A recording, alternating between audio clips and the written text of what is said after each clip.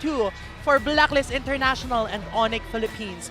We have been seeing how much good this introduction is as we go into the land of Dawn. But will Onic Philippines be able to tie things out come game number 2? How much good? How much great? Yeah, they ought to. They ought to. They got to keep it going here because one big thing about this is, once again, eyes on Sensui. Is he going to be able to actually utilize this Nolan like a lot of people are assuming he will be able to do, or has a team figured out how to shut him down with that kind of hyper scaling that he can have? Yeah, this Nolan, I'm wondering what his first name is. All right, they never showed his name. No, it's Christopher. Is it? No, it's not. We know it's not. But okay. I like the lore, okay? And I know they don't have a last name. It's Nolan, Layla, and I'm sorry I forgot the name of Nolan's wife. Because she's no longer with us in the story. Okay, I digress. But Sensui opening up rifts in and out, and we are seeing how powerful this hero is, this Nolan can be if given that early game advantage. But 26 seconds before the first turtle comes in. Nothing fancy yet for both of our teams. Yeah, again, this is the big thing, right? As soon as these turtles come up, that's where you have to see how it differs from the previous game. You can already see this too. The turtle control rate for both of them, but already this is what Blacklist International wants to do. Put pressure on one of the lanes, get any advantage they can before the next turtle fight breaks out. The first turtle fight, rather. Yeah, so both Yue and Edward wants to be able to get their ultimate come the first turtle, and that's going to be the response also of Onic Philippines. So 3 of our members here have level 4s. Meanwhile, Ryzen still on that purple buff. Yeah, with Escalera not taking level 4 yet, it might be tough, but they're going to try to get to it. Sure. Just, not enough time. Again, you saw how that whole rotation kind of unfolded before the first turtle came up there. So, again, Blacklist International doing what they have to do. No bodies fallen, though, just yet. Yeah, and don't forget the ultimate of the Nolan Fracture. Actually, it's sort of like a escape tool and damaging tool at the same time, being able to remove all debuffs on himself. And, of course, the burst damage he can dish out, especially if he has some rifts left onto there from either Gauge or Expansion. I mean, that's how his passive works. Yeah. Oh, no, his passive is like the increased attack that dashes. Yeah, I think his passive allows you to deal out enough damage when you have 2 rifts open in a specific hero. So definitely we want to see more of action coming from this Nolan. So they look like they're about to set up against a Nets. It's 4v2, 4v3 rather. Onic, they know this, right? But the question is, even when you have this information, can you actually stand up toe-to-toe with the fight? Because in a way, with this setup, instead to sort of balance it out. And yes, by the way, Sea Halberd actually for Sensui was his item priority, if I'm not mistaken. The XP lane version of Nolan, we see them actually get the Blade of the Heptases instead, but the Sea Halberd now is the priority for Sensui. I think though Sensui has a Fury Hammer, so he just wants that additional penetration plus that lessening of the healing coming from this Mathilda's Guiding Wind. But so far, Super Prince is not hesitating in terms of casting his Circling Eagle against Yue. Yeah, as a Matilda, that's what you do. You use that Circling Eagle as sort of like a deterrent. And it's like, try to do it. Oh! Escalera going to go in with a flicker once again. It gets the knockups here. The battle in the mid lane. Cram go to the backside, but the airstrike. They're going to get pressed back here. Onic Philippines does not want to fight into that as they lose Escalera. What? Very crucial Minoan Fury coming from Renegade. The Farsa is a problem right now. The Minoan Fury from Renegade actually just provided so much space for Blacklist Farsa to really deal damage. Can they get Renegade here? He's one hit away! Ryzen able to get the kill finally. Now, Edward there, keeping Ryzen. Super Prince nets as well. Edward gonna flicker Appraisal's Wrath. He's now taken. Ryzen will get it. That was a smart use of the guiding wind. It's like Ryzen says, okay, I'm going to be coming back and then finishing the job here.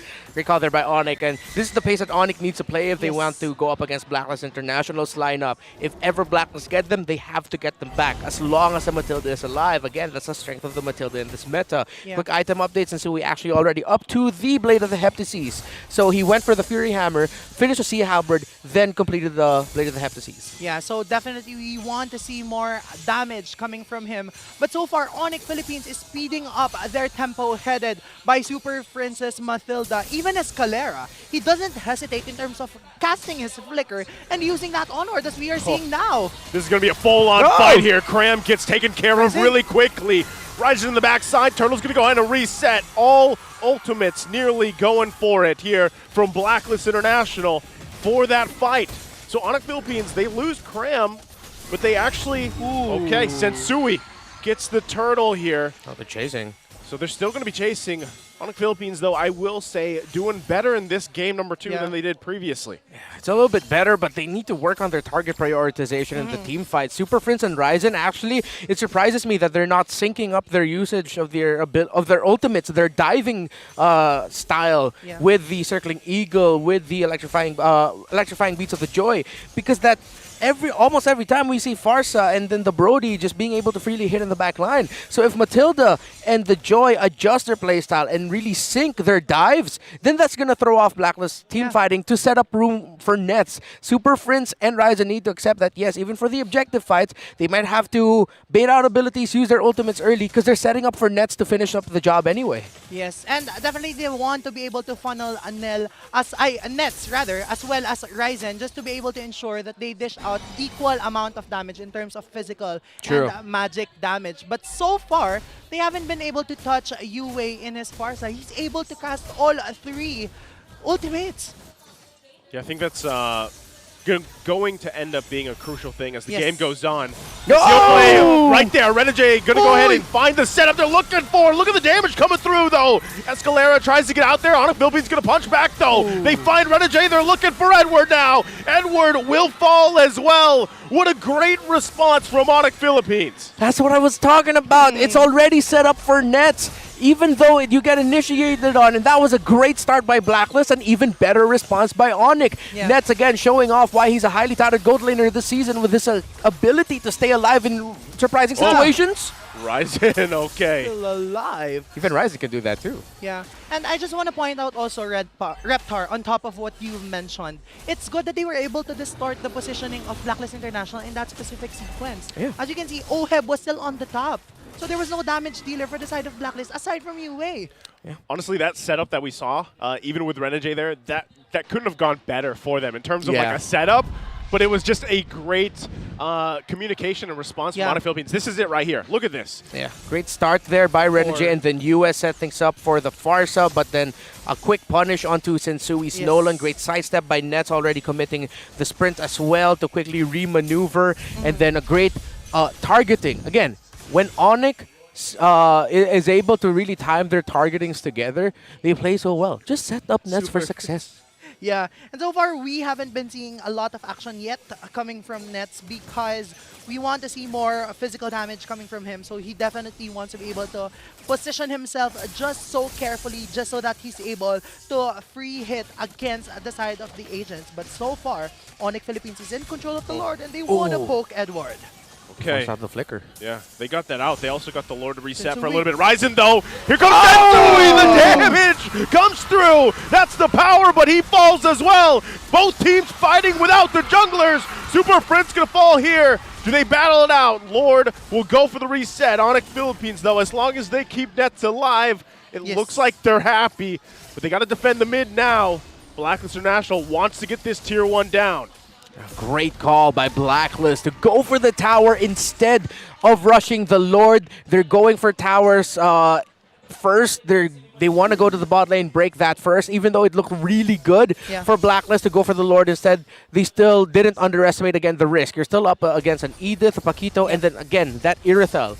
Blacklist are keeping close tabs on Nets because as long as he's alive and he can fight, they're being a little bit more careful. Yes, and right now we are seeing Nets with almost complete kits, but this looks like the first Lord will go into the hands of Onic Philippines uncontested because Blacklist chose to push that bot lane.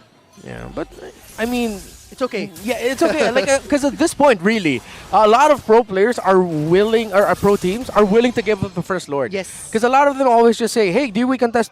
It's the first Lord anyway. Yeah. It's important.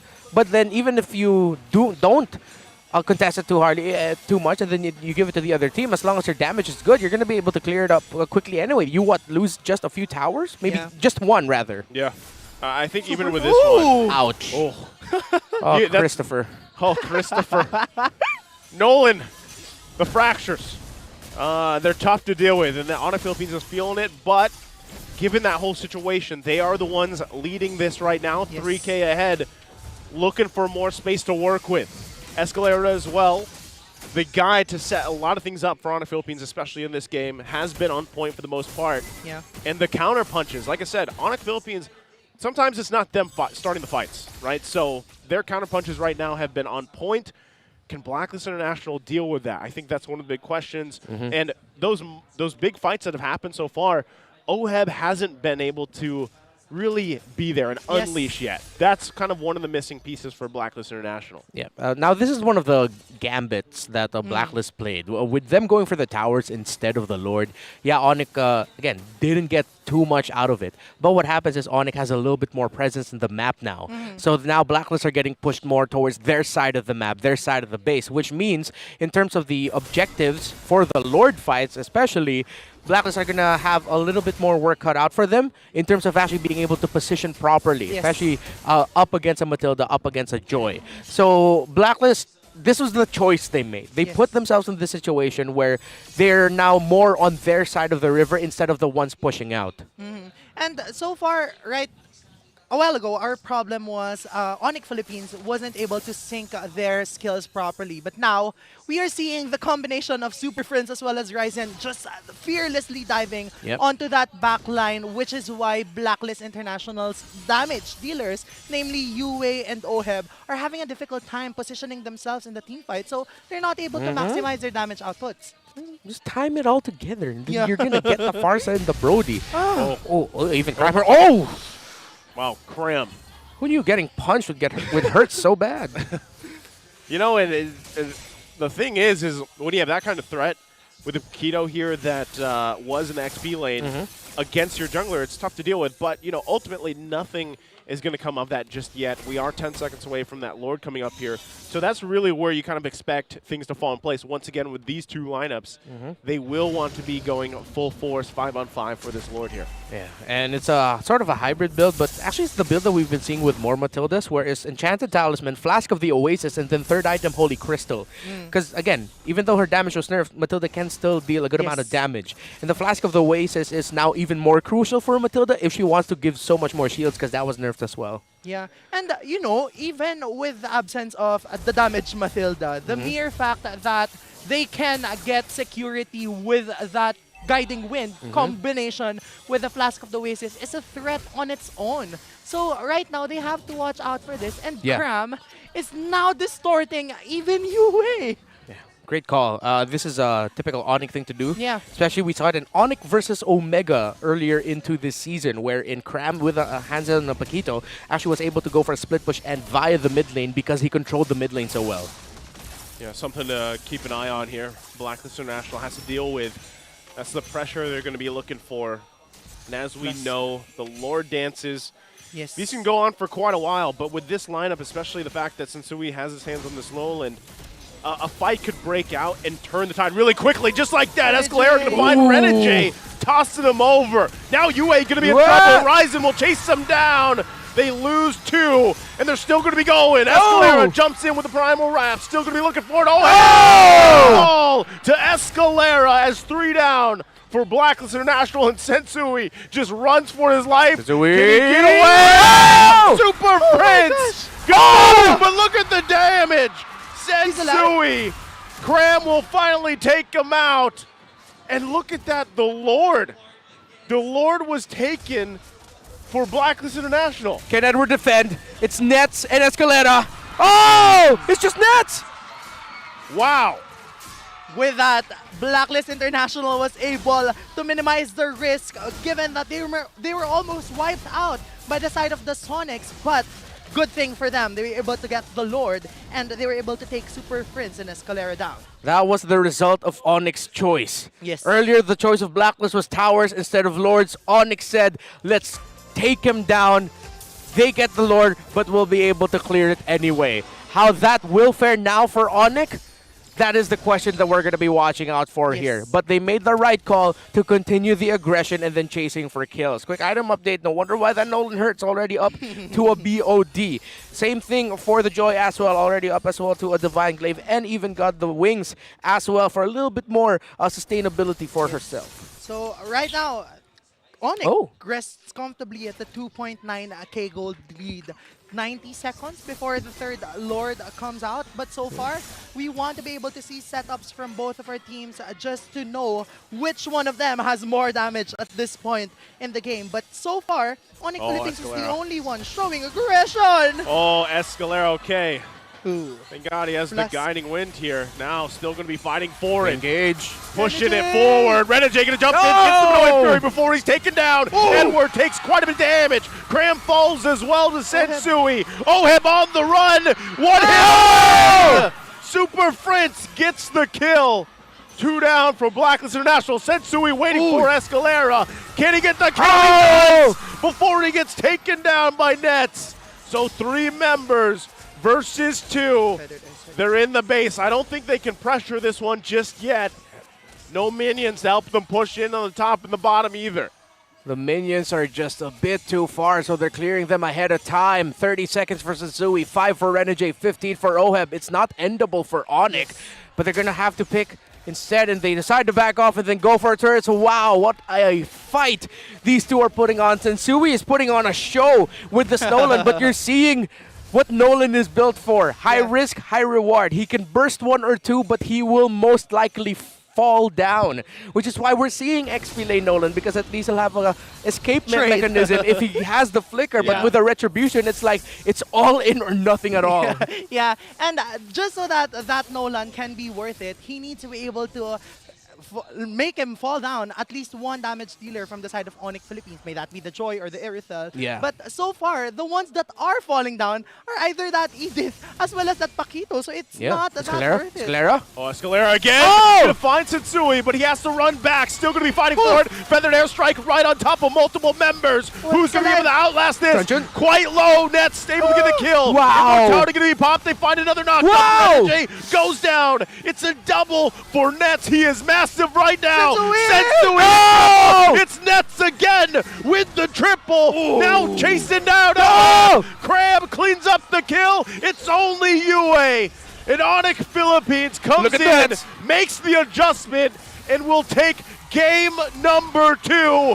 Goodbye, Yue. He winter tranches, but it's not enough. Onic Philippines takes game 2. This winning moment is